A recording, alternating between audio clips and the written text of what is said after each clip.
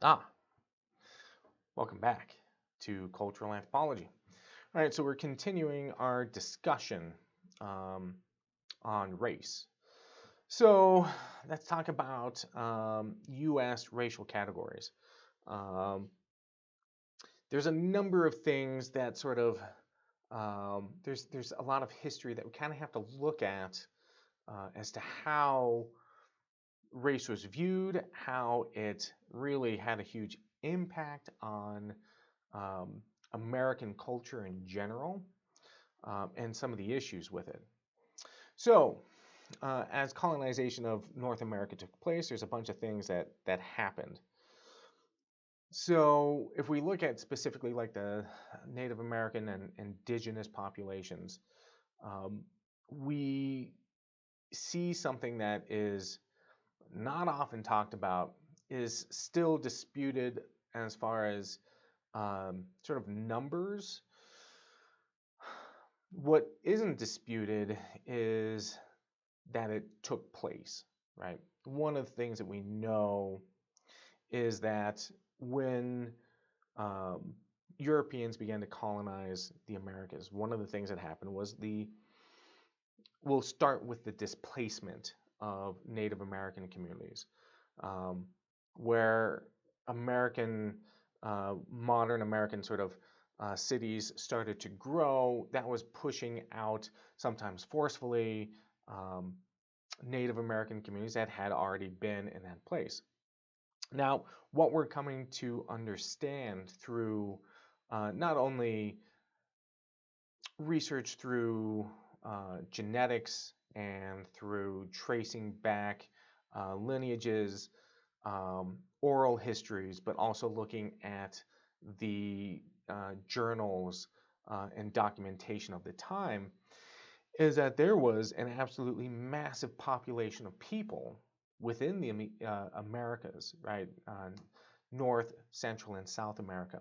It's believed at some point there could have been as many as 90 to 112 million people living in the Americas, and this is actually quite large, right? This is a huge number, um, and it would have been on par with what was seen as the population levels in Europe at the time. So large populations scattered throughout the Americas, and if we think about the Americas in general, there is a lot of space. Some of those populations being fairly isolated from each other. The Mayan Empire, the Incan Empire, they really didn't know much about each other because there were big geographical obstacles in the way, right? And we see that even though those populations were growing, they were isolated. In North America, we had a very large population living along the eastern coast, millions of people, right? And we don't oftentimes think about that in the same way, but there is a lot of space and a lot of early stories of um, some of those first explorers, colonizers coming to the United States and finding huge communities that would be miles deep living off of the coast. Now, what ended up happening, and it's believed that somewhere in the range of about 95 plus or minus a percent or two of the population was killed off by disease. Okay. Now, here's the thing, because these different populations grew up in different environmental situations, right? This is where those differences, those genetic differences, actually do make a big difference between different peoples. In Europe, they had been exposed to a lot of diseases. They'd been traveling around a lot, had a lot of diseases, were being exposed to a lot of diseases, um, had had contact with Asia, had contact with Africa, and a lot of those diseases had been floating around. In the Americas, however, they had not been exposed to those same sorts of diseases. And so when they made their way to to the Americas, those diseases found very little um, resistance, right?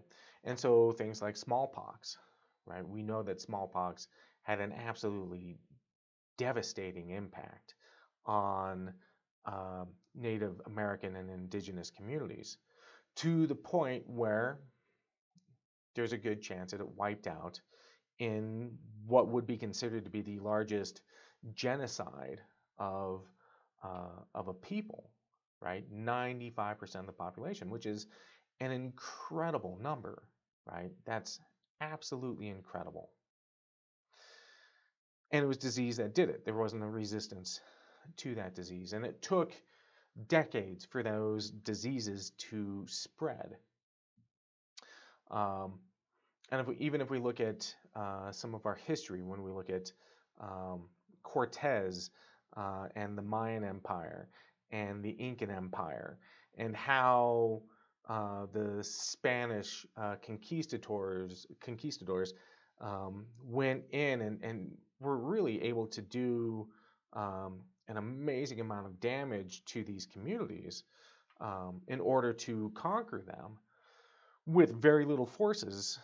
What nobody knew at the time is that those communities had already been heavily devastated by disease prior to the Spanish um, coming in force, right? Some of those smaller expeditionary forces were able to do a massive amount of damage because those communities had already been hit really hard with disease.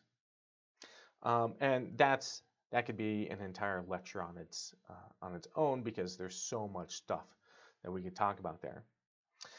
So what we see is that, out of possibly 100 million people living in the Americas, within a few decades, that number would have been dropped down to like 5 million. Okay. And it didn't end there. Those numbers were continuing to drop for quite a long time. So, again, this is something that isn't oftentimes taught. This is one of those things that in our textbooks we didn't have a lot of good information about it. But it's also one of those things that we're not proud of, right? It's not something that we would be proud of happening. And a lot of it we didn't understand that diseases were actually having this huge impact on these communities. It was estimated in North America that within 200 to 400 years, that population had dropped down to 250,000 of people, maybe 500,000 people. And that can tell you a lot about what a massive impact that would have on the survivors, right? It used to be there's a number of cases that go back early anthropological expeditions. Some went into Central America, into Mexico, and they were finding these communities. And it was a really interesting thing that ended up happening. It became monumentally detrimental, even though we didn't understand what was happening at the time. These folks were coming into these communities and they'd find this community and they were destitute, right? This community was absolutely destitute. There was, very little what we would consider to be like advanced culture. These folks were subsistence living, really kind of almost what we would call like barbaric today, right? Savage or primitive. And that's how some of these terms sort of got put into sort of the lexicon of understanding native and indigenous communities. The problem is that these were the survivors. Imagine in your community, okay, 95 out of 100 people in your community, your town died. Okay. Who survives? What's left? If you've got 5 out of 100 people, are they going to have the same skills, the same sophistication as everyone else? No, right? There were stories of missionaries walking through Peru and parts of Mexico, and they would come across fields where there were human bodies stacked or just left out in the middle of a field or in the road or in their houses because a disease had come through and wiped out that community. And so the people that survived would have experienced a kind of trauma that is absolutely incredible and incomprehensible to understand what that trauma would have been like. And we've only seen a few instances in the world since then where that kind of that rate of death could be even close to being comprehensible. So, you know, this is probably the largest genocide that ever took place. Was it intentional? No, these were diseases that people didn't understand at the time and were brought over. Now, eventually they were understood. And even if we go back in time and look at the Trail of Tears, right, that the Cherokee people had to take on their walk to Oklahoma to their reservation, right, to the land that was given to them, right? Originally, Oklahoma itself was supposed to be an entire reservation for native peoples, which eventually was changed again so that those territories became much, much, much, much, much smaller. But the federal government was handing out blankets, and many of those blankets were infected with smallpox. And so a lot of people along that Trail of Tears were dying from disease because they had been infected with smallpox. Those blankets had become a weapon, and it was known about. So, and when we look at American history too, we know that there is a long history of racism that has been taking place.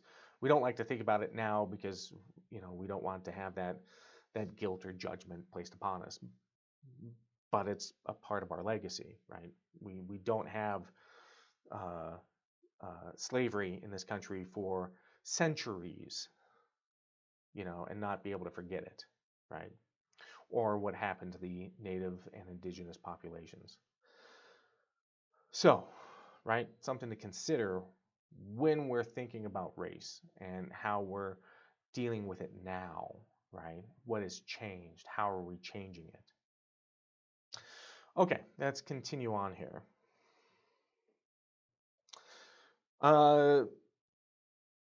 When we think about how Europeans were brought over initially to the United States, even then, not everyone was considered to be white. Okay, so you might have the British or the French, and they might be considered to be white. But if you were Irish, right, or Scot, there's a good chance you weren't considered to be white, even though today that racial categorization sort of fits those people, those ethnicities. At the time, they didn't, right? So a lot of people that were coming over didn't fit into that, didn't have that same sort of racial category that we have built. And again, remember, culture is constantly changing. So what eventually was considered to be non-white became white because of intermarriages or because of social economic changes or generational changes, right? Those mental maps of reality that help us to organize things got changed and had new labels put on them. quite a few Europeans that came over. They weren't only just immigrants, but they were oftentimes indentured servants, right? They were either um, criminals. Sometimes they had been sold by their parents to pay off a debt. That actually happened.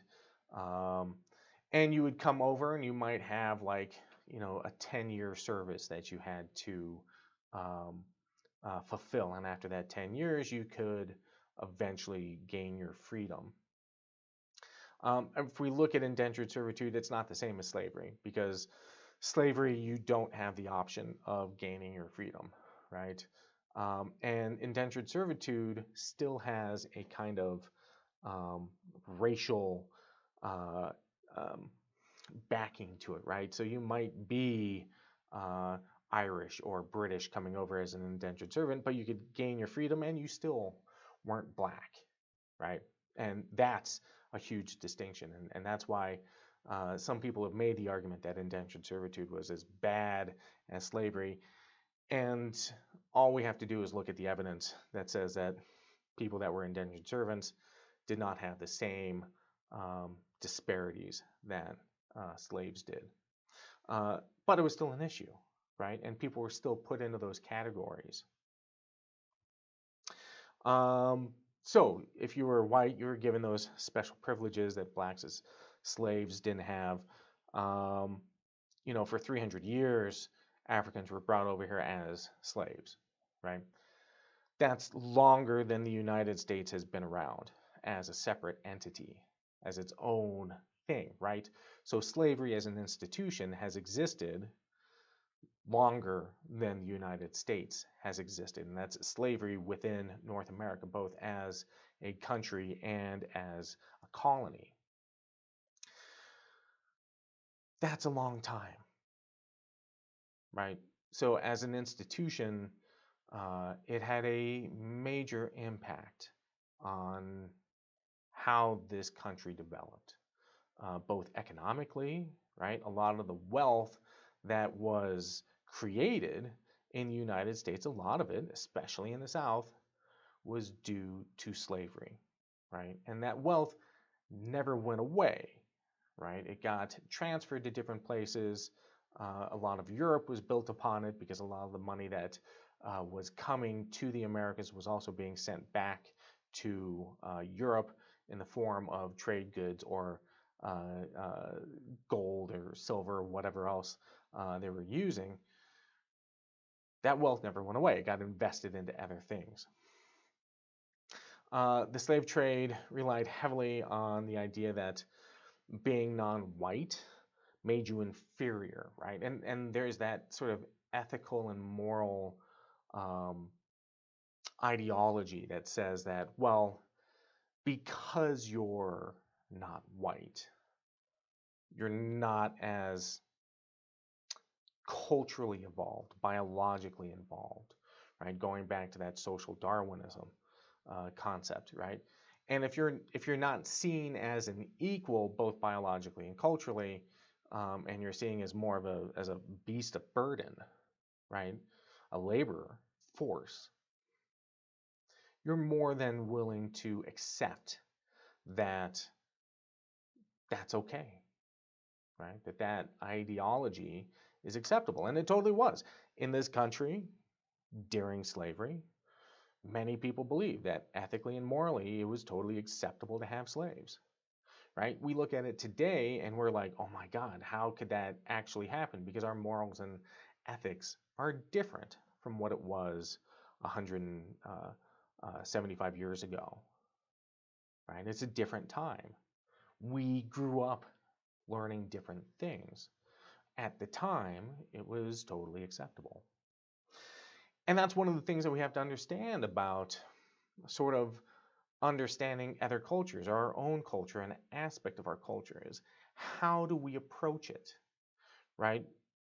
When we think about taking the anthropological view of it, how do we understand this scientifically, right? Do we understand the motives of slavery? Why would people do slavery? And slavery was done around the world. This isn't just something that happened between Europe, Africa, and the United States. There was slavery in the Americas prior to Europeans coming here. We have quite a few stories of slavery happening between native and indigenous people. We see it in Asia. We see it just about everywhere. So it's not that it's special, but it was common. But how it happened and then what happened afterwards becomes of a great interest, especially because we are still dealing with the legacy, right? And I think it's important to remain understanding of what legacy is, right? We have a legacy, but we also have different ideas and we're moving in different directions from that. But without remembering that legacy and why we're doing that stuff is really important. I think there's a lot of people out there that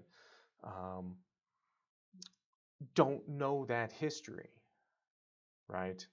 Don't understand that this is a part of our history, that we need to be aware of it to make sure that it doesn't happen again, that those same sort of wrongdoings isn't continued.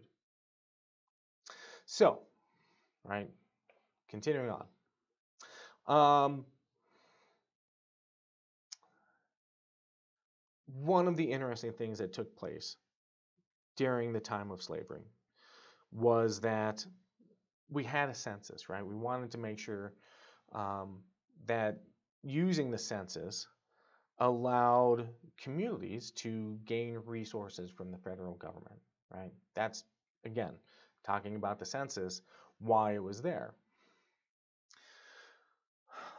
The South, that was primarily using slavery as an economic means, wanted to have more power and more say within the federal government. And so what they decided to do is count every African or African American as 3/5 of a person, right? They counted as 3/5 of a person.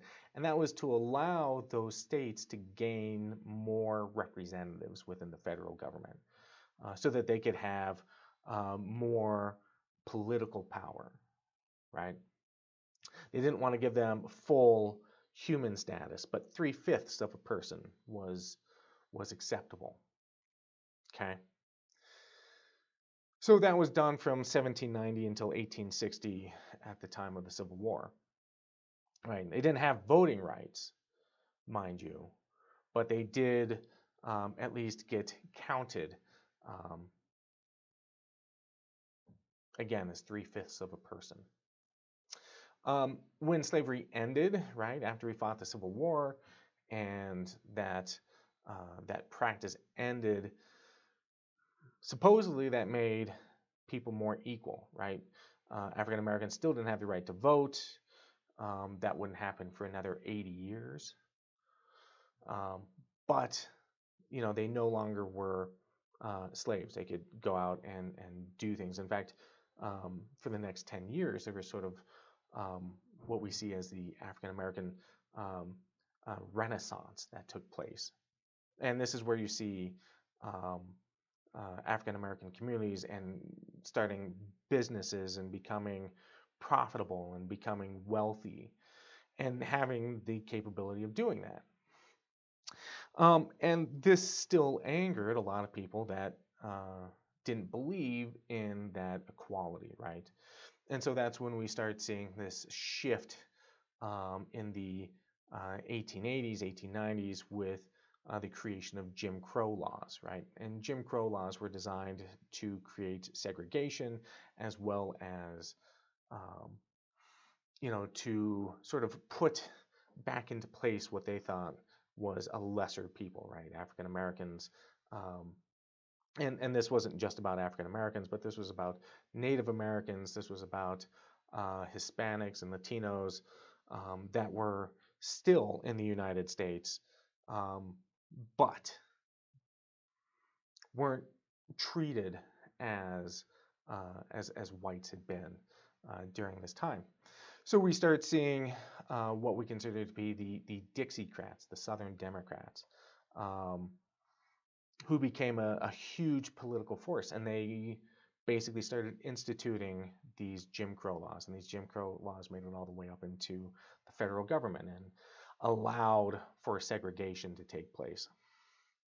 In the 1940s, um, this all started to change, okay? And as these laws were eventually revoked, a lot of those Southern Democrats, Dixiecrats, ended up changing parties. They jumped over to what is now the modern Republican Party. So a lot of those ideologies were transferred over. They left the Northern Democrats, um, and there was a division that took place. So these Southern Democrats, upset with new racial equality, started voting Republican when it came to federal ideologies, although locally they were still voting Democrat politicians.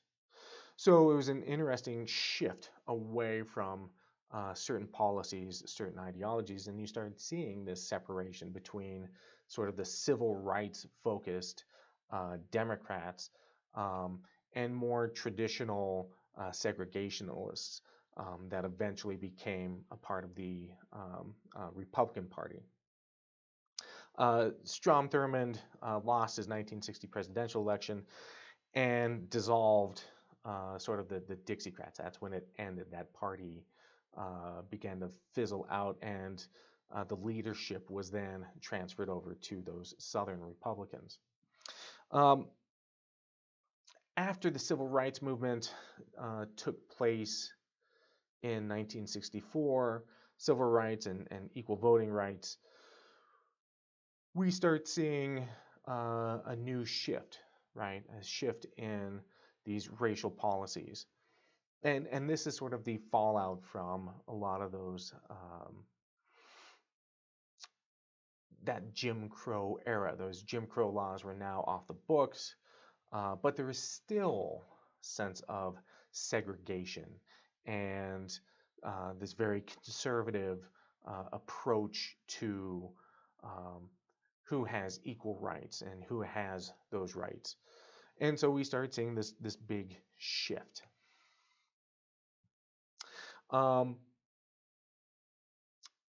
We see sort of the development at the end of the Civil War with the Ku Klux Klan, right? They had a huge political influence at the time. In fact, outside of, I think, Alabama, which was the main sort of stronghold for the Ku Klux Klan, Colorado itself had, I think, it was the second largest number of Klan members.